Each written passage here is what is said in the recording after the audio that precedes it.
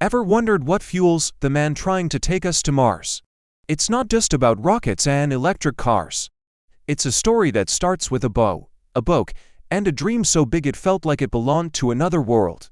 In Pretoria, South Africa, a quiet, introspective young Elon Musk wasn't out playing sports.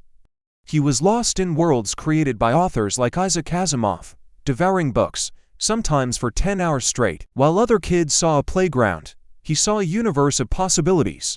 He wasn't just reading, he was reverse engineering the future in his mind.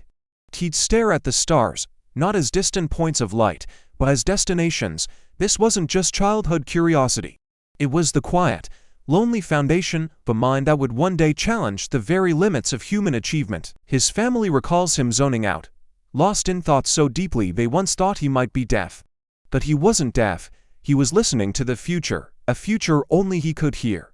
This internal world was his sanctuary, because the outside world was often a harsh and unforgiving place. Being a bookish, know-it-all kid in the tough environment of South Africa made him a target. The bullying was relentless, and not just verbal taunts. It was physical, brutal, and left him feeling utterly alone. One incident was so severe it landed him in the hospital. These weren't just schoolyard scuffles. They were formative experiences that forged an iron will in the crucible of isolation. While others were learning social cues, Elon was learning about the darker side of human nature and the necessity of resilience. This period of intense loneliness wasn't a setback, it was his training ground. It taught him to rely on his own convictions, to find strength within himself when there was none to be found outside. He learned to be his own champion, his own believer, because for a long time, he was the only one he had.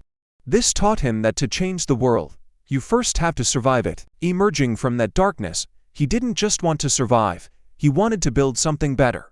His focus sharpened, his ambitions crystallized into a powerful triad of goals for humanity. First, he saw a planet teetering on the edge of climate crisis and envisioned a future powered by the sun's sustainable energy for all. This wasn't about making a quick buck, it was about ensuring the long-term survival of our species on our home planet. Second, he looked at the stars, not as a dreamer, but as a pragmatist. He understood that all our eggs were in one basket. Earth. To guarantee humanity's future, we needed a backup plan. We needed to become a multiplanetary species, starting with Mars. This wasn't science fiction. It was a logical, necessary step for survival. And third, he saw the incredible potential of technology to connect and elevate us. From revolutionizing the internet and finance to exploring the interface between the human brain and computers, he aimed to accelerate the future itself. These weren't separate dreams, they were interconnected pillars of a grand vision for a better, more resilient, and more exciting future for all of us. But a vision, no matter how grand, is worthless without execution. And the road to execution is paved with failure. His first major venture, Zip2, a sort of early online city guy, was a constant struggle. He and his brother Kimball practically lived in their small office, showering at the local YMCA, with one computer between them. They were fueled by sheer belief and little else. When he got his first check, he couldn't even cash it because he didn't have a bank account. Then came Mexcom, his bold attempt to revolutionize the banking industry. The internal power struggles and technical hurdles were immense, culminating in him being ousted as CEO while he was on his honeymoon. Imagine building something from nothing, only to have it taken away at a moment of personal joy. Most people would have quit, most people would have taken the money and retired. But Elon wasn't most people. Each failure, each rejection from investors who called his ideas insane, was just a data point. It was feedback, not a stop sign. The stress was immense, the risk of total financial ruin was a constant shadow, but his persistence was unbreakable. He was learning, iterating, and getting ready for the next, even bigger, fight. And then came the moment the world started to take notice. In 2008, the world was on the brink of financial collapse, and so were Elon's companies. He poured every last cent of his personal fortune into Tesla and SpaceX. He was days away from total bankruptcy. Friends were advising him to save one company and let the other die. He refused. He believed in both. SpaceX had suffered 3 consecutive, catastrophic rocket launch failures. One more, and it was all over. The world watched, expecting another fireball. But on September 28, 2008, The Falcon 1 rocket roared to life, cleared the tower, and soared into the sky, becoming the first privately funded liquid-fueled rocket to reach orbit.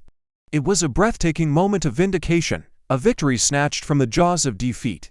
Shortly after, Tesla, which had been teetering on the edge of collapse, secured a crucial funding round and began delivering its revolutionary Roadster, proving that electric cars could be cool, fast, and desirable.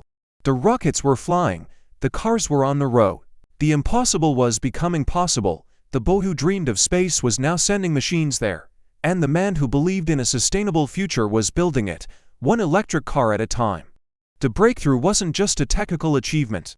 It was a testament to the power of human will. Today, when we see a Falcon 9 rocket land itself back on Earth, a sight that still feels like it's from a movie, or a Tesla silently gliding down the street, it's easy to forget the journey.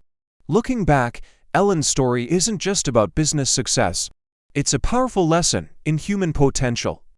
It's about the importance of that childhood curiosity, of holding on to your dreams even when the world tells you they're foolish. It's about embracing failure not as an end, but as a crucial part of the learning process. How many times are we told to be realistic, to lower our expectations? Elon's life is a counterargument. It's a call to action, to think bigger, to ask why not, instead of why. His legacy won't just be measured in rockets or cars, but in the number of people he inspires to pursue their own audacious goals. The ultimate message is simple, yet profound. Have a vision for a better future, believe in it with every fiber of your being, and never, ever give up. Because sometimes, the lonely kid with a book can end up changing the world. Thanks for watching, and if this story inspired you, consider subscribing for more deep dives into the lives that shape our world.